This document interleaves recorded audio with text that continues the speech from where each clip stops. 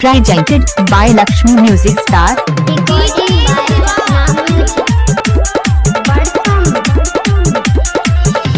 बाबा विश्वकर्मा के अजबे इंसान छे, करे ना चल पूरा दुनिया जहान छे, दुनिया जहान छे, दुनिया जहान छे। बाबा विश्वकर्मा के अजबे इंसान छे, करे ना चल पूरा दुनिया जहान छे।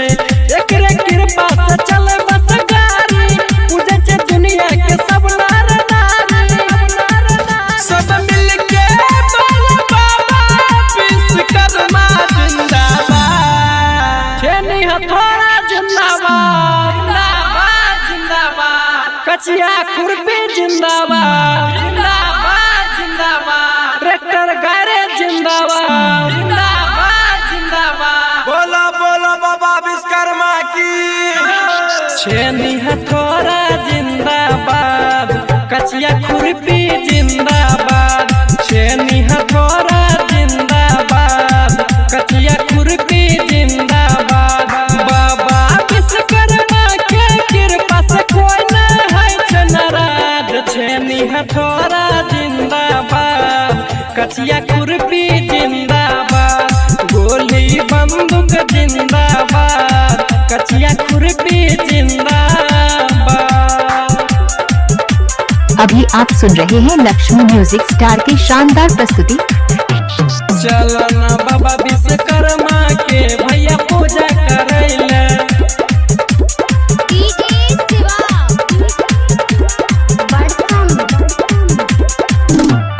एकर चल सब जगह प्रमाण छे, ऊपर में उड़े वायु विमान छे, वायु विमान छे, वायु विमान छे। बाबा के महिमा के करे डराई बर बखान, ए हमार भैया।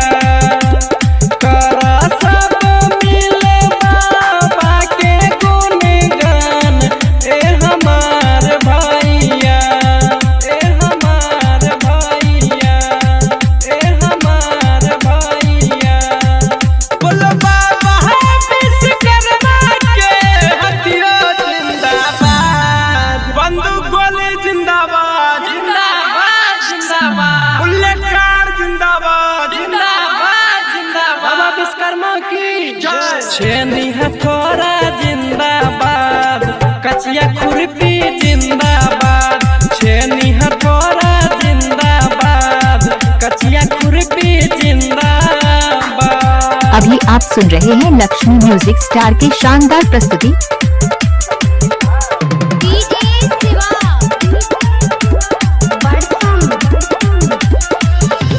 बाबा के महिमा छे अपरंपार हो, एकरे पटिकल छे पूरा संसार हो, पूरा संसार हो, पूरा संसार हो। ई सृष्टि पर छे बाबा के चमत्कार, हो हमार भैया।